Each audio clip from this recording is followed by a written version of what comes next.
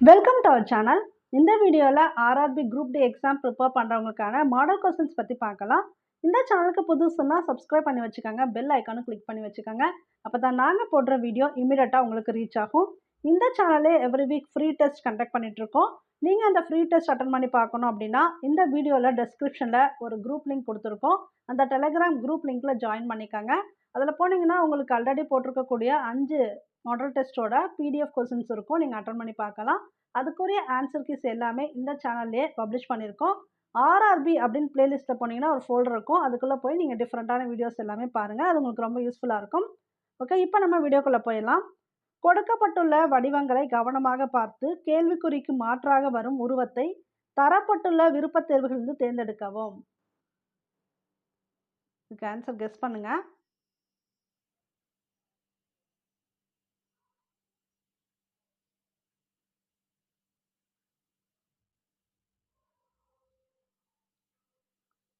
So இந்த பிக்சருக்கு நம்ம என்ன பண்ணுவோம்னா ஆஸ் யூஷுவல் கவுண்டிங்லாம் பண்ணுவோம். 3 தென் 6 9 இங்கே ஏதாவது 12 வருதா, ஏன்னா 3 6 9ன்னு வரதுனால 12 வருதா அப்படிலாம் பார்ப்போம்.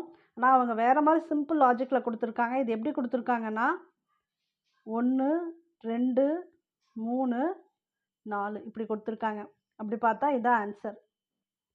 இப்போ பாருங்கள், சப்போஸ் இங்கே இந்த சீரீஸில் வந்திருக்கா 12 பார்த்தாலும் எதுலையுமே உங்களுக்கு வந்து 12 டாட்ஸ்லாம் இல்லை.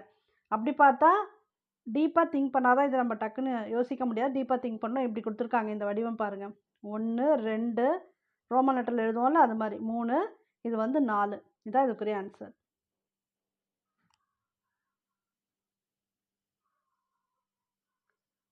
பின்வரும் வகுப்புகளுக்கு இடையேயான உறவு முறையை சிறப்பாக எடுத்துரைக்கும் வெண் வரைபடத்தை தேர்ந்தெடுக்கவும்.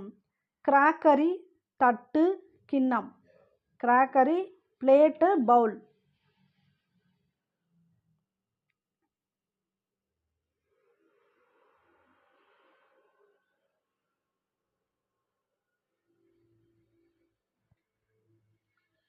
இதற்குரிய ஆன்சர் இதுதான்.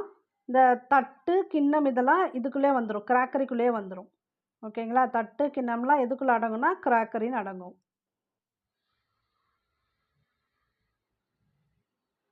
நான்கு உபகரணங்கள் பட்டியலிடப்பட்டுள்ளன.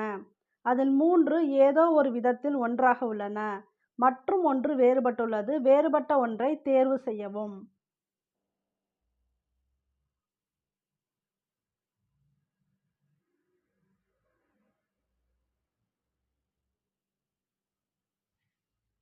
காம்பஸ் தான் டிஃப்ரெண்ட்டு. இதெல்லாம் நம்ம லேபில் யூஸ் பண்ணுவோம். டெஸ்ட் டியூபு, ட்ராப்பர், பீக்கர் இதெல்லாம் பார்த்தீங்கன்னா லேபில் யூஸ் பண்ணக்கூடியது.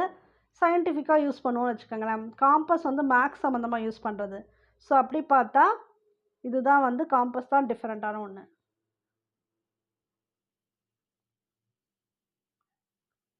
டெல்லி, மும்பை, கொல்கத்தா மற்றும் சென்னை ஆகிய 4 மெட்ரோ நகரங்களின் வீட்டு செலவினங்களின் சராசரி வரைபடத்தில் அளிக்கப்பட்டுள்ளது. அதிகபட்ச வீட்டு செலவினங்களின் சராசரிக்கும் குறைந்தபட்ச வீட்டு செலவினங்களின் சராசரிக்கும் உள்ள விகிதம் என்ன? நான் ஜூம் பண்ணி காட்டுறேன். இதுக்கு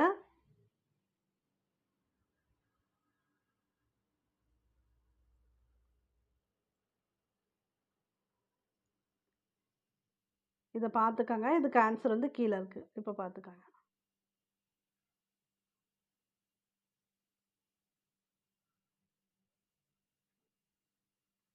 இதுக்கு ஆன்சர் பார்த்தீங்கன்னா அதிகபட்ச வேல்யூ எதுன்னு பாருங்கள். 1,20,000. 4 சைஃபர் இருக்குது, 12 இருக்குது, அது போட்டாச்சு. அதிகபட்சத்துக்கும் குறைந்தபட்ச விகிதத்துக்கும் உள்ள சராசரி எவ்வளோ விகிதம் அப்படி கேட்டிருக்காங்க. அதுபோல் குறைஞ்சபட்சம் பார்த்தீங்கன்னா இங்கே இருக்குது பாருங்கள். அது எதுக்கு நேராக இருக்குது? 1,10,000க்கு நேராக இருக்குது. இங்கே எழுதிக்கிறேன். 10 4 சைஃபர் இங்கே இருக்குது பாருங்கள். இதுதான் 1,10,000. இப்போ என்ன பண்ணணும்னா நம்ம அடிக்கும்போது இந்த 4 ஜீரோவுக்கு இந்த 4 ஜீரோ போயிடும். அப்போ 12:11. இதுக்கப்புறம் இது நம்ம வந்து சுருக்க முடியாது. எளிய விகிதம் இதுக்கு மேலே போகாது. அப்போ இதுக்குரிய ஆன்சர் 12:11. ஸோ கொஸ்டினை தெளிவாக புரிஞ்சுக்காங்க. அதிகபட்ச வீட்டு செலவினங்களின் சராசரிக்கும் குறைந்தபட்ச வீட்டு செலவினங்களின் சராசரிக்கும் உள்ள விகிதம் என்ன அப்படின்னா 12:11. ஒரு குறிப்பிட்ட குறியாக்க மொழியில் PENINSULA என்பது 111 என எழுதப்படுகிறது. அக்குறியாக்க மொழியில் DICHOTOMY என்பது எவ்வாறு எழுதப்படும்?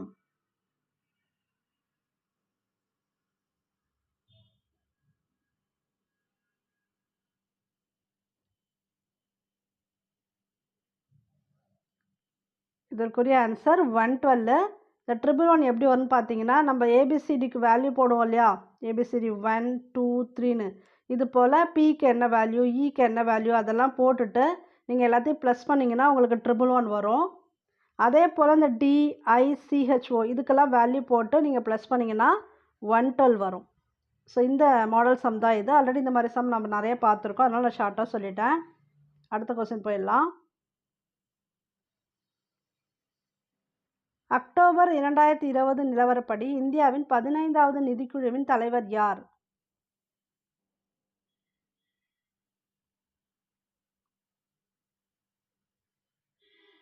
NK சிங்.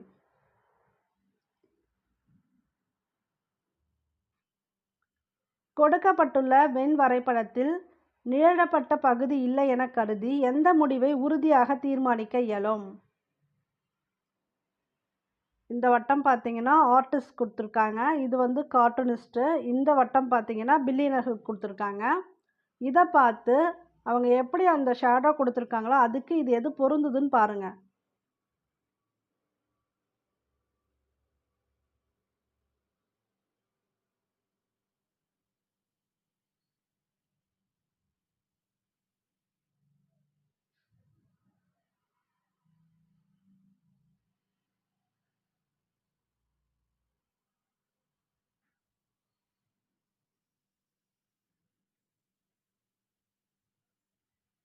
அனைத்து ஆர்டிஸ்டுகளும் கார்ட்டூனிஸ்டுகள்.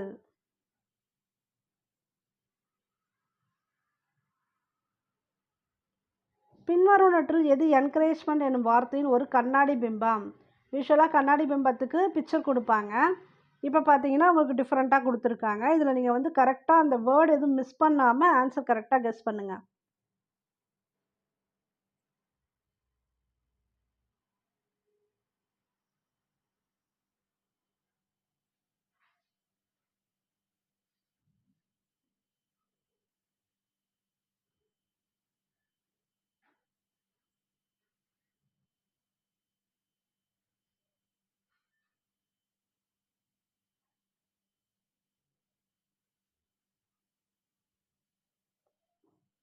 ஸோ கரெக்டாக கெஸ் பண்ணிங்கன்னா இதுதான் உங்களுக்கு ஆன்சர் வரும். இங்கெல்லாம் பாருங்கள் ஒன்று ஒன்று மிஸ் ஆகிருக்கும். சிஓக்கு அப்புறம் என்ன வரணும், யூ வரணும், அதை காணா. அதே போல் இங்கே பாருங்கள், இங்கேயும் வந்து மிஸ் ஆகுது, ஏவை காணா. இங்கேயும் பாருங்கள் ஜியை காணா. ஸோ அது போல் இதில் தான் வந்து கரெக்டாக அந்த வேர்டே இருக்குது. பிம்பம் இப்படி திரும்பும்போது இப்படிலாம் வரும், அது ஓரளவுக்கு கெஸ் பண்ணிவிடுவோம். ஆனால் அந்த வேர்டு மிஸ் ஆகாமல் வர்றது இதுதான் பாருங்கள், COURAGEMENT. இதில் தான் வேர்டு மிஸ் ஆகாமல் இருக்குது. ஸோ இதுதான் கரெக்டு. கார்டன் என்பதுடன் தொடர்புடையது கார்டனர். அதேபோல் மியூசியம் என்பதுடன் தொடர்புடையது என்ன?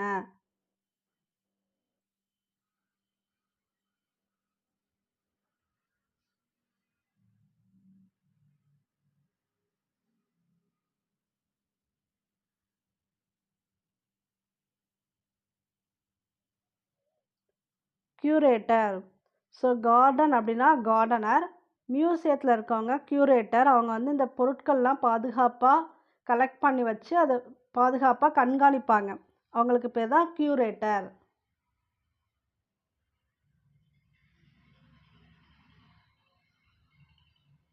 கொடுக்கப்பட்டுள்ள வரைபடத்தில் இருந்து மொத்த கார்களில் முதல் 3 வருடங்களில் விற்பனை செய்யப்பட்டவை மற்றும் கடைசி 3 வருடங்களில் விற்பனை செய்யப்பட்டவைகளுக்கு இடையேயான வித்தியாசம் என்ன என்பதை கண்டுபிடிக்கவும்.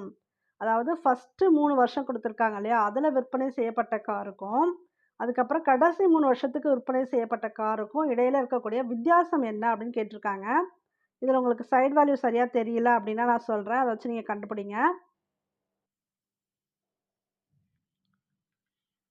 இந்த ஃபஸ்ட்டு 3 வருஷம் இருக்கு இல்லையா, அந்த வேல்யூவில் ஃபஸ்ட்டு இருக்குது இது 150. அதுக்கப்புறம் 2014 100, 15ல் வந்து இந்த எட்ஜ் எங்கே தொடுதுன்னா 250. இது ஃபஸ்ட்டு 3 வருஷத்துக்கு. அடுத்த 3 வருஷத்துக்கு சொல்லிடுறேன். 2016ல் 100 வருது இந்த பாயிண்ட்டு. 2017ல் இந்த பாயிண்ட் ஆக்சுவலாக 100 தான். இங்கே இருக்கு இல்லையா, இது மேலே இருக்கிறது. இந்த பாயிண்ட் சொல்கிறேன், 100 தான். ஸோ மறுபடியும் 2018ல் சேம் 100 மெயின்டைன் ஆகுது. கீழேயும் வரல, மேலேயும் போகல. அப்போ அதே 100 தான் நோட் பண்ணிக்கணும். நான் இப்போ உங்களுக்கு வேல்யூ அங்கே தெரியலங்கிறதுனால இங்கே சைடில் போட்டு காட்டிட்டேன். இப்போ நீங்கள் வந்து இதுக்கு ரெண்டுத்துக்கு இருக்கக்கூடிய வித்தியாசம் என்ன அப்படிங்கிறத கண்டுபிடிங்க.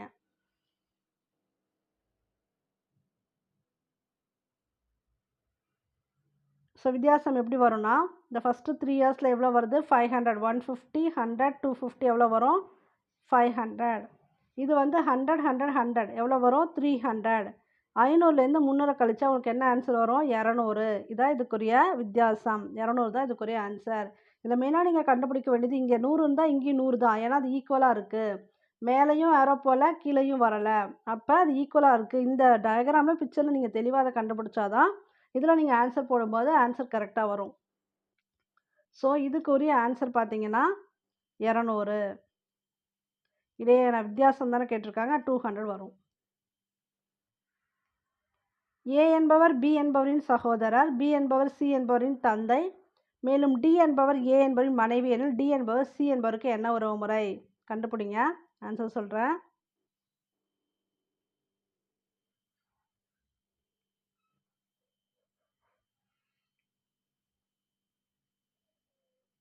ஆண்ட். ஏ அப்படிங்கிற ஒரு பர்சன் பி என்பவரின் சகோதரர். இவங்க வந்து பிரதர். ஏங்கிறவர் யார்? பிக்கு பிரதர். பி என்பவர் சி என்பவரின் தந்தை. பி இருக்கார் இல்லையா, அவர் வந்து சி அப்படிங்கிறவருக்கு ஃபாதர், தந்தை. சிக்கு பி வந்து என்னது? ஃபாதர். மேலும் டி என்பவர் ஏ என்பவரின் மனைவி. இவங்க இருக்காங்க இல்லையா, டி, இவங்க வந்து ஒய்ஃபு. யாருக்கு? ஏக்கு. ஓகே. டி என்பவர் சி என்பவருக்கு என்ன உறவு முறை? இந்த டி வந்து சிக்கு என்ன உறவு முறை கேட்குறாங்க. இப்போ இந்த சியோட அப்பா இருக்காங்க. அப்பாவோட அண்ணனோ தம்பியோ தான் இந்த ஏங்கிறவங்க. பிரதர்னா யார் வேணா இருக்கலாம். இந்த அண்ணன், இவங்க அப்பாவோட அண்ணனோட ஒய்ஃபு. அப்போ என்ன வருவாங்க? ஆன்ட்டி தான் வருவாங்க. அதான் ஆண்ட்டு. சித்தப்பா, பெரியப்பா யாரோ ஒருத்தவங்க, அவங்களோட மனைவி இந்த சிங்கிற பர்சனுக்கு. அப்போ இவங்க வந்து ஆன்ட்டி தான் வருவாங்க.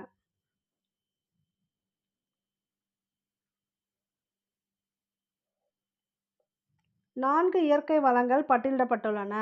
அதில் 3 ஏதோ ஒரு விதத்தில் ஒன்றாக உள்ளன மற்றும் 1 வேறுபட்டுள்ளது. வேறுபட்ட ஒன்றை தேர்வு செய்யவும். ஆன்சர் கெஸ் பண்ணுங்க.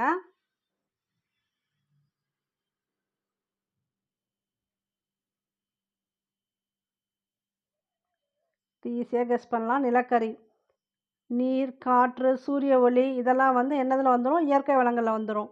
நிலக்கரி டிஃப்ரெண்ட்டாக இருக்குது. பின்வரும் நலத்திட்ட சாதனைகளில் எது கின்னஸ் உலக சாதனை என்று அறியப்படுகிறது?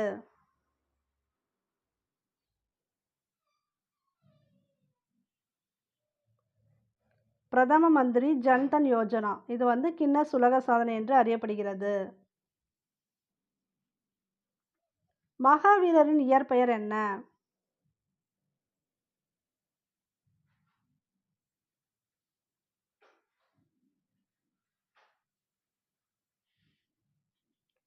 வர்த்தமானர். அடிமை வம்சத்தை தோற்றுவித்தவர் யார்?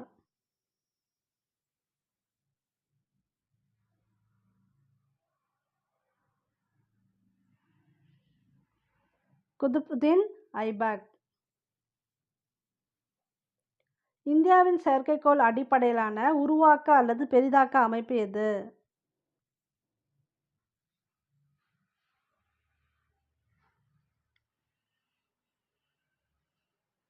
ககன், GAGAN.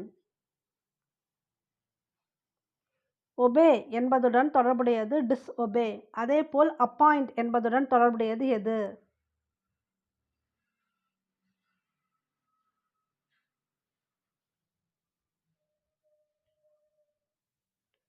டிஸ்மிஸ். ஒபேனா கீழ்ப்படுகிறது. டிஸ்ஒபேனா கீழ்ப்படியாமல் இருக்கிறது. Just opposite meaning. அப்பாயிண்ட் பண்ணுறதுனா அவங்கள சேர்க்கறது, அப்பாயின்மெண்ட் ஆர்டர் கொடுத்து சேர்த்துக்கிறாங்க இல்லையா அது. டிஸ்மிஸ்னால் அவங்களது நீக்கிறது. ஸோ டைரக்ட் மீனிங் இதுதான்.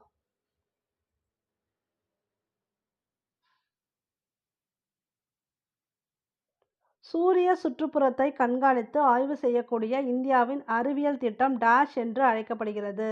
அதாவது சூரியனை ஆராய்ச்சி செய்யறதுக்காக யூஸ் பண்ணக்கூடிய ஒரு சேட்டிலைட்டு.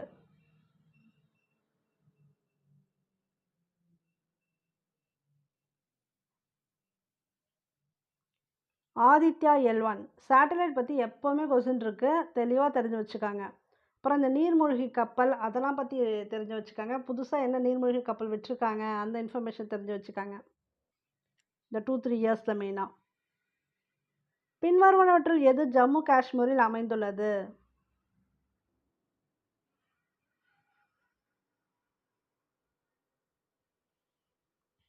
டச்சிகம் தேசிய பூங்கா. ரிபப்ளிக் என்ற நூலின் ஆசிரியர் யார்?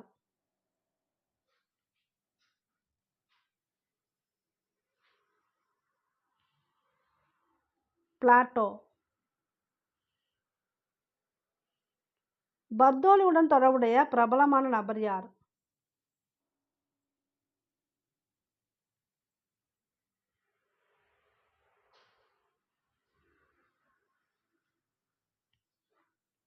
சர்தார் வல்லபாய் பட்டேல். ஒரே நேரத்தில் 2 பகடைகள் வீசப்படுகின்றன. அவற்றில் தோன்றும் எண்களின் தொகை குறிக்கப்படுகிறது. அந்த தொகை 12 இருக்க அதன் நிகழ்தகவு என்ன?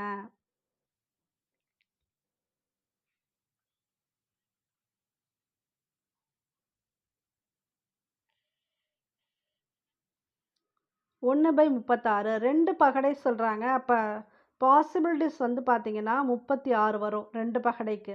ஆனால் இந்த தொகை 12னா ஒரு பகடையில் 6, இன்னொரு பகடையில் 6.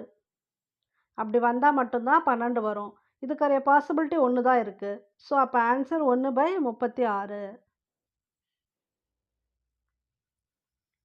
அனைத்து குதிரைகளும் பாலூட்டிகள் மற்றும் எந்த பாலூட்டிகளும் நில நீர் வாழ்விகள் அல்ல எனும் குறிப்பிலிருந்து கிடைக்கப்பெறும் முடிவானது?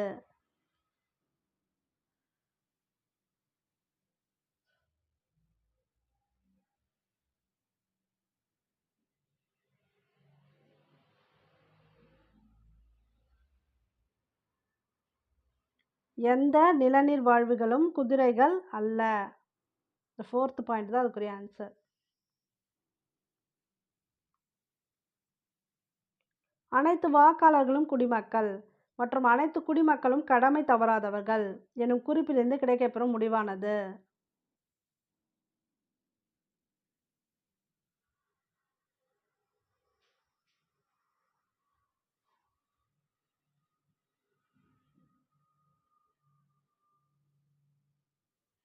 அனைத்து வாக்காளர்களும் கடமை தவறாதவர்கள். குறை அறிவு அபாயமானது என்பது எதன் அடிப்படையிலான முடிவு?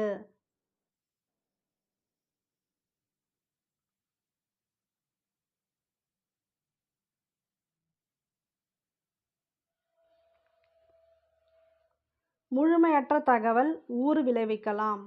ஊறுனா துன்பம், அது போல. இந்தியாவில் தங்கம் அதிகமாக உற்பத்தி செய்யப்படும் மாநிலம் எது?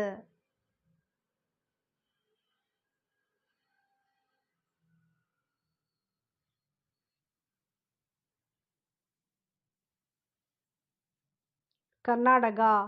சத்தீஸ்கர் பார்த்தீங்கன்னா கனிம வளம் அதிகமாக இருக்கும். தங்கம் அதிகமாக இருக்கிறது கர்நாடகா.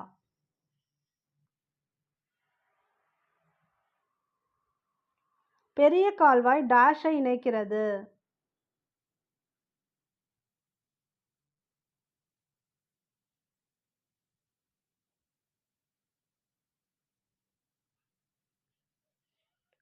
ஆர்க்டிக் பெருங்கடல் மற்றும் பசிபிக் பெருங்கடலை இணைக்கிறது. இந்தியாவில் உருவாக்கப்பட்ட முதல் அணு உலை எது?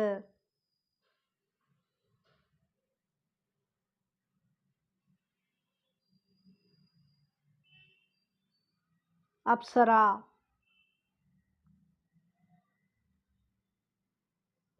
பெரு வெடிப்பு கோட்பாட்டை தோற்றுவித்தவர்.